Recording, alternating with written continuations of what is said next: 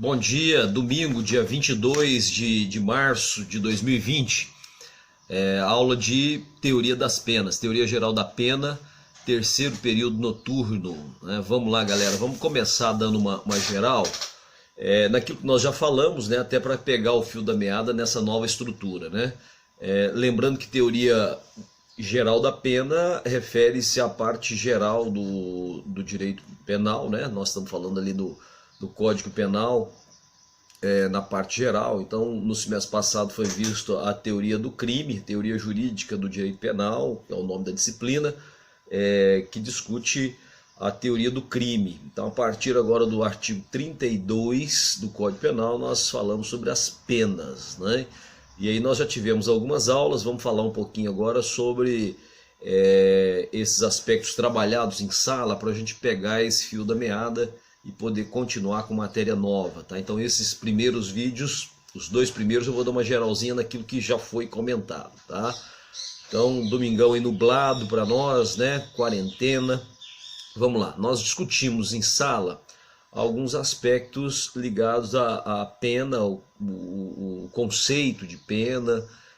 Até cheguei no primeiro dia a dizer que pena seria uma sanção imposta pelo Estado, por meio, né, de ação penal. Lembrando que quem tem o direito de punir é o Estado, né, dentro do seu ius puniendi, né, por meio de ação penal, como retribuição ao crime perpetrado. E falamos também já algumas vezes sobre o artigo 59 do Código Penal, na fixação da pena, né, mas vamos deixar isso aí para daqui a pouco. Vamos lembrando então que nós temos sanção penal como gênero e a pena e medida de segurança como espécies, tá certo?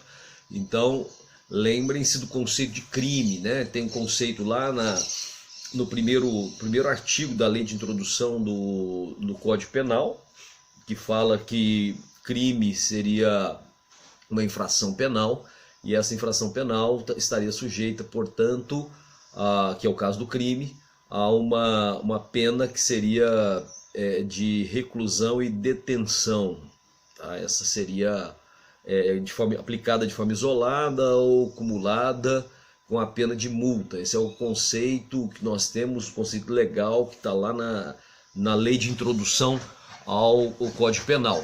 Nós percebemos que é um conceito incompleto, né? Tendo em vista outros aspectos, por exemplo, o artigo 28 da lei 11.343, que a lei de drogas traz um crime, que é o trazer consigo, portar, né, armazenar, guardar droga para consumo próprio. Ela tem um preceito secundário que não é pena de reclusão e nem de detenção, né, e nem pena de multa. Inclusive lá nós temos a admoestação verbal, nós temos a prestação de serviço à comunidade, participação em cursos sobre a questão das drogas, enfim, não temos isso que foi discutido aí no artigo 1º da lei de introdução ao Código Penal, tá? Então, lembrando que crime tem um conceito diverso, né? Nós trabalhamos inclusive o conceito analítico de crime, e quando eu falo em infração, né, penal ou ilícito penal, estou falando um ato punido, né? E obviamente essa punição ela deve obedecer àquele princípio da legalidade que você já viu lá no comecinho da teoria do crime, né? Então há uma obediência ao princípio da legalidade e também da anterioridade. Então a infração penal ou ilícito penal é um ato punido por força de lei, né? Por força de uma prévia definição legal, e aí aqui entra a pena, né? Pena ou a medida de segurança, tá certo? A infração penal, então, ela é um gênero que corresponde tanto ao crime quanto à contravenção, né? Então nós temos esse cenário aí dos conceitos básicos, tá certo? Então isso é a primeira discussão que nós temos que ter. A pena, ela está prevista, então, para nós aqui no direito penal, aqueles que cometem infrações penais, cometem crimes ou contravenções, e que sejam obviamente imputáveis, tá certo? Já a medida de segurança aplicada aos inimputáveis e os semi-imputáveis, aí nós devemos dar uma olhadinha lá no 26, 27 do Código Penal, tá certo? E a medida de segurança está disposta também lá no Código Penal, do artigo 96, salvo melhor juízo, até o 99, tá? Depois a gente vai falar um pouquinho sobre isso, tá?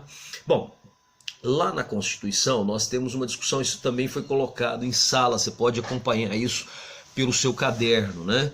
Está dizendo o artigo 5º da Constituição, aquele, todos são iguais perante a lei, né? Lá no inciso 46, né? Então o inciso 46 do artigo 5º da Constituição fala que a lei regulará a individualização da pena e adotará algumas que ele lista lá, né? Dá uma olhadinha, pega a Constituição para dar uma olhadinha lá, talvez não na mesma sequência, mas lá nós temos uma previsão na linha de A a E, nós vamos ter, por exemplo, a pena privativa de liberdade, ou pena de privação ou restrição de liberdade. Ele também elenca a perda de bens, né? O perdimento de bens, a pena de multa, as prestações sociais alternativas, que são adventos relativamente novos aqui no direito penal brasileiro, e a suspensão e interdição de direitos, né? Nós vamos observar isso, tá? Bom, isso nós colocamos, nós discutimos em sala, você pode conferir isso aí no seu caderno, nas suas anotações de aula, tá? Outra coisa que nós falamos também, até por diversas vezes, e aí eu tenho uma anotação específica lá no seu caderno sobre o que seria a pena, né? Que é uma palavra que teria origem no latim, por exemplo, como poena, que significa castigo ou suplício. E se me lembro bem, coloquei também a palavra em origem no grego, né? Ponos, que significa trabalho ou fadiga, tá certo?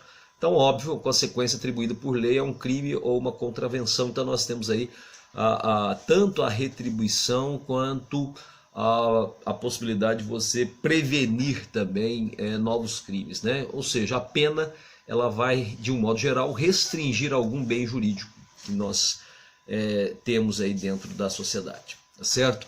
Então essas discussões foram colocadas, boa parte do que eu falei está lá no seu caderno, pode dar uma conferida, tá? E nós temos também uma outra discussão sobre a história das penas, grosso modo, dos séculos XVIII, XIX para trás, imperaram no planeta, em diversas sociedades, as penas cruéis, as penas degradantes, né? Então, grosseiramente, nós colocamos isso aí para você, como no passado remoto, né? Com a figura da vingança privada, e nós temos aí alguns elementos, como a lei de Talião, né? Que é um sistema de penas antigo aí, da época do Código de Hammurabi, tá certo? Foi importante para dar uma ideia de proporcionalidade da punição. Nós estamos falando aí 1780 a.C., lá na Babilônia, tá certo? E, né, fez escola, né? Quer dizer, se propagou em várias sociedades aí posterior à Babilônia, né? E todos nós conhecemos aquela máxima do olho por olho, dente por dente, né?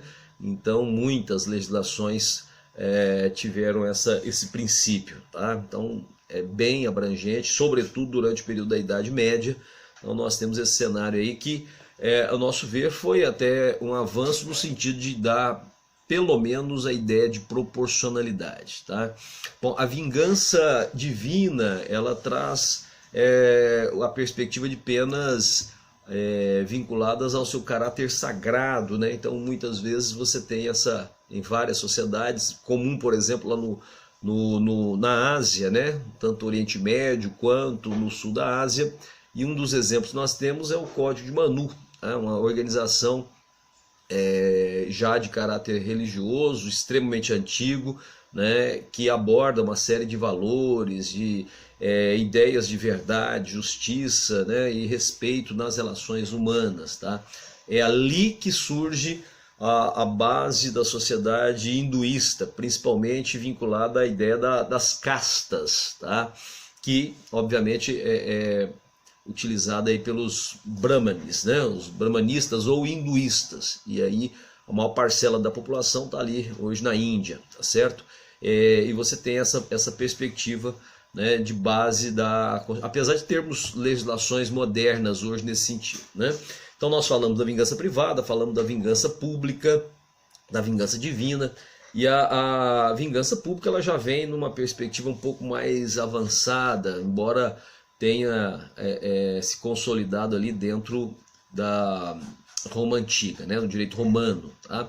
Nós só vamos ter avanços mesmo, e isso também está colocado no seu caderno, a partir do século XVIII. Uma das grandes obras que nós tivemos que contribuíram para esse avanço foi o Marquês de Beccaria, não é? Por volta de 1764, pouco antes da Revolução Francesa, e isso suscitou o aparecimento das chamadas escolas penais, né? Então o Beccaria trouxe aí a ideia da humanização das penas. O julgamento, por exemplo, deveria ser um pouco mais justo, né? Sendo público e já sendo pronto, né? Dando a ideia de legalidade, de anterioridade, e as penas obviamente deveriam ser proporcionais, o juiz não deveria ser parcial e sim imparcial. E tudo isso junto com as transformações que nós acompanhamos aí com a Revolução Francesa, sobretudo com a edição da Declaração dos Direitos do Homem e do Cidadão, falando da ideia de liberdade, de igualdade já, né? E logo em seguida vem as escolas penais, né? Nós citamos aí, talvez eu tenha citado em sala a escola clássica, né? Que foi iniciada por Beccaria, tem grandes contribuições de Carrara, né? Francisco Carrara, a ideia de construir uma justiça mais justa, mais humana, né? E daí em diante as escolas penais, tá? A escola positiva, entre, né, tantas outras escolas, tá? Então essa primeira parte da nossa revisão, né, vamos encarar assim, e daqui a pouco a gente volta com mais informações aí sobre essa revisão nossa e as novas matérias, né, que eu vou começar a passar aqui, tanto na forma de vídeos quanto também de áudios, tá? Não é tão fácil ficar gravando aqui, até que a gente consegue editar e colocar aí no portal, demora um pouquinho. Então, às vezes, o áudio também pode ser uma grande contribuição. Tudo bem? Um abraço, né? Até daqui a pouco.